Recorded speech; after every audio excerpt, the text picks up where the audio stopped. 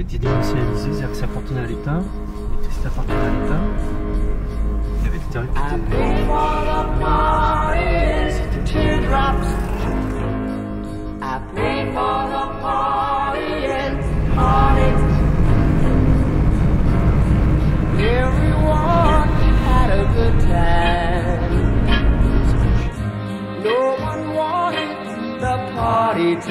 Ne nous prenons pas au sérieux, il n'y aura aucun survivant.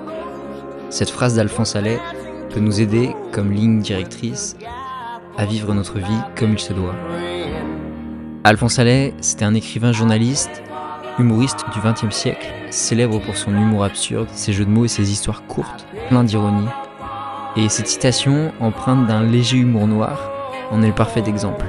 La première fois que j'ai entendu cette phrase, elle m'a un petit peu angoissé. Elle m'a d'abord rappelé que, quel que soit mon sérieux ou mes efforts, la finalité de ma vie, c'était la mort. Je sentais alors en moi un sentiment, une émotion, quelque chose que Camus, je l'apprendrai plus tard, appelle le sentiment de l'absurde.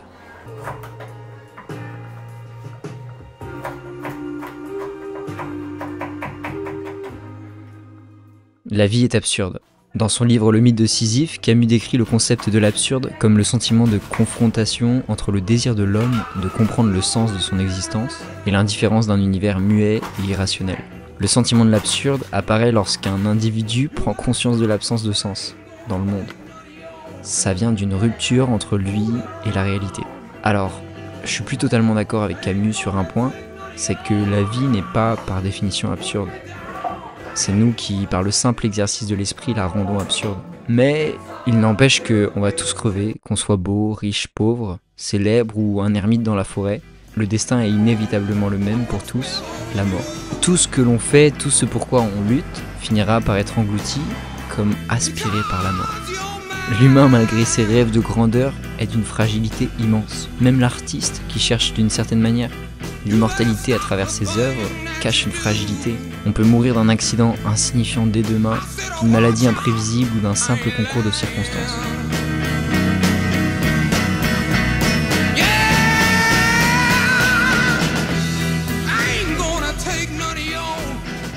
Malgré sa domination actuelle de la planète, l'humanité reste une espèce relativement récente et vulnérable face aux forces de la nature et de l'évolution. Et la cerise sur le gâteau, c'est qu'on va certainement souffrir plus d'une fois dans notre vie, que ce soit des pertes émotionnelles, des échecs, de la souffrance physique. Souffrir fait partie intégrante de l'expérience humaine, il est pratiquement impossible d'y échapper. Pourtant, malgré cette apparente absurdité de la vie, on continue tous à vivre.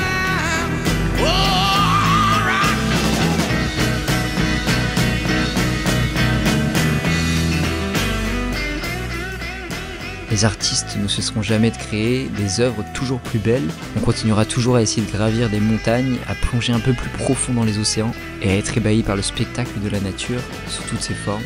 C'est comme si quelque chose qu'on ne saurait décrire donnait l'impression que, malgré tout, la vie mérite d'être vécue.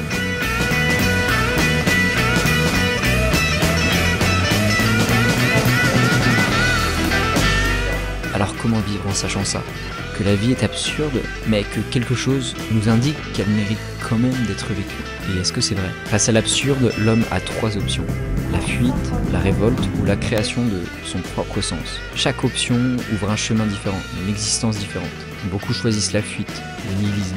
Par nihilisme, j'entends ici la négation de toute forme de sens ou de valeur dans la vie. C'est une réponse qui revient à éviter ou nier l'absurdité par l'illusion ou la distraction.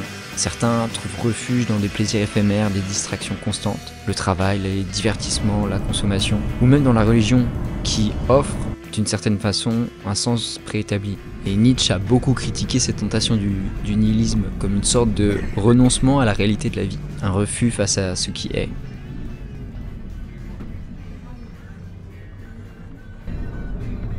Autrement dit, la fuite consiste à remplir le vide existentiel par des activités ou des croyances sans jamais réellement l'affronter. On se plonge dans des relations superficielles, on va en soirée tout le temps, on se remplit de ressentiments face au monde qui nous entoure, face à la vie.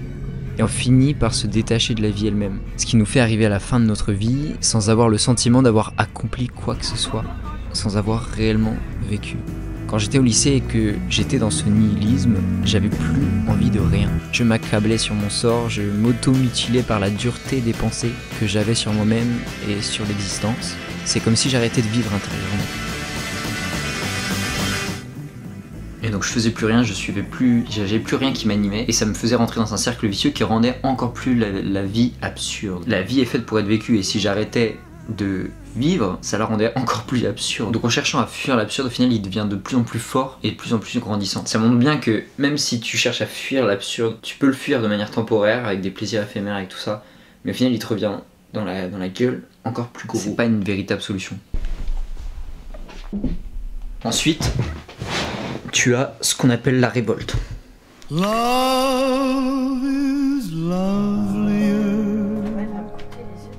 C'est l'une des réponses les plus explorées chez Camus. C'est un peu un refus drastique d'accepter la soumission à l'absurde, tout en reconnaissant son existence. Pour Camus, cette révolte est lucide. Ce n'est pas de la fuite. Il ne s'agit pas de nier l'absurde, mais d'en faire un moteur pour continuer à vivre pleinement, malgré tout.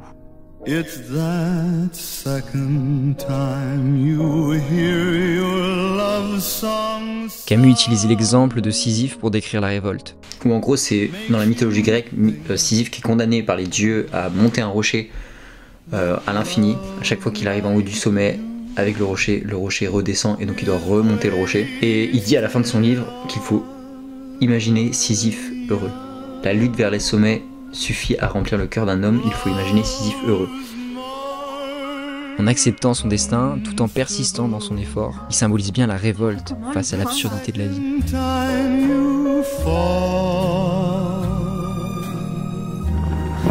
On avance sur la marque de vêtements, mais tout prend du temps. Les livraisons, tout ça.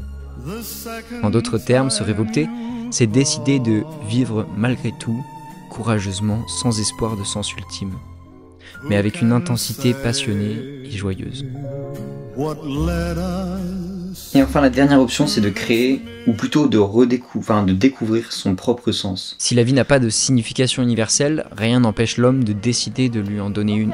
En retrouvant ce qui a du sens pour lui, en suivant ses passions irrationnelles, ce qui l'anime, ce qui lui procure une joie naturelle. Celui qui crée ses propres valeurs, son propre sens, c'est le surhomme dont parlait Nietzsche. Jean-Paul Sartre disait que l'homme est condamné à être libre.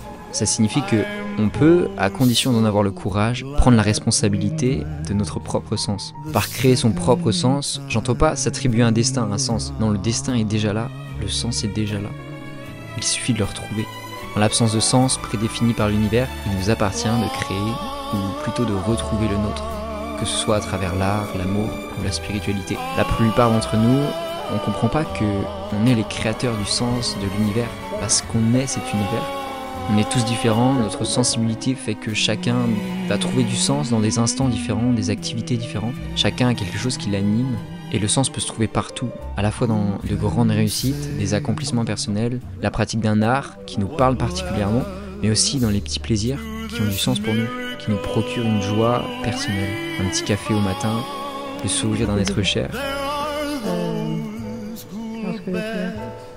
C'est comme ta maman qui en a commandé une, mais j'ai pas voulu. Cette troisième option nous invite à être les fameux surhommes de Nietzsche. Épouser et transcender l'existence en créant son propre sens, ses propres valeurs.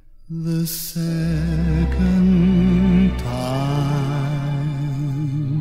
pas mal, hein? Ouais, c'est sympa comme tout. Je me rappelle, on avait fait une fois...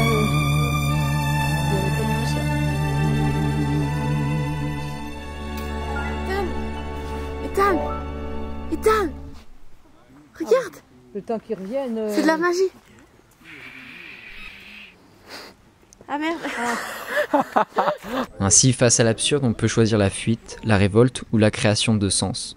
Mais la première option, la fuite, le nihilisme, cette tendance à abandonner toute tentative de trouver un sens, à se remplir de ressentiments à l'égard de nos semblables, de la vie, à nier la réalité de l'existence, ça semble qu'être une réponse destructrice pour soi et pour le monde. Rajouter de l'absurde à l'absurde. Vivre une vie de souffrance où l'on s'apitoie sur son sort rend la vie encore plus absurde. Ça la rend d'autant plus vide en rajoutant une couche de désespoir inutile. On finit par arriver à la fin de sa vie sans jamais avoir ouvert les yeux sur ce qu'il y a de plus beau, de magique dans l'existence, et le tout rempli de regrets, car il est trop tard pour revenir en arrière. S'enfermer dans une vision nihiliste de l'existence, ça revient à oublier que la vie, bien qu'absurde, est également remplie de moments de beauté sans nom. Les souffrances ne doivent pas occulter les instants de grâce qui jalonnent notre parcours. Comme disait Nietzsche avec la locution latine Amor Fati, l'amour du destin, il s'agit de ne pas rejeter les difficultés, mais de les embrasser. La vie est un ensemble composé à la fois de souffrance et de plaisir. Merci pour les roses, merci pour les épines. Et c'est paradoxal de constater que lorsque tout va bien, on oublie l'absurde. Dans les moments de joie, le sentiment de manque de sens dans notre existence disparaît, comme si la vie, malgré son absurdité, avait soudain un sens. Bizarrement. Quand on rentre dans le flot de la création, on oublie toutes ces questions. Quand on rentre dans le flot de la vie, on oublie toutes ces questions.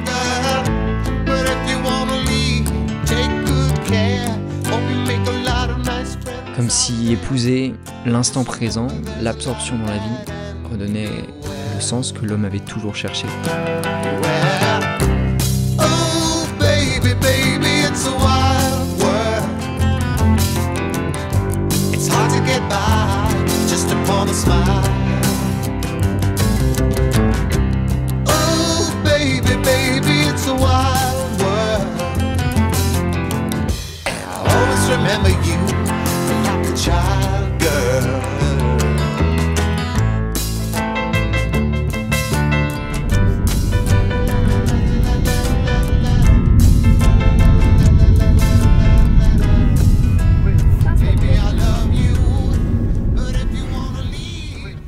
Revenons à cette phrase d'Alphonse Allais. Ne nous prenons pas au sérieux, il n'y aura aucun survivant. Je ne sais pas comment vivre, je n'ai que des pistes. En revanche, je sais comment je ne veux pas vivre.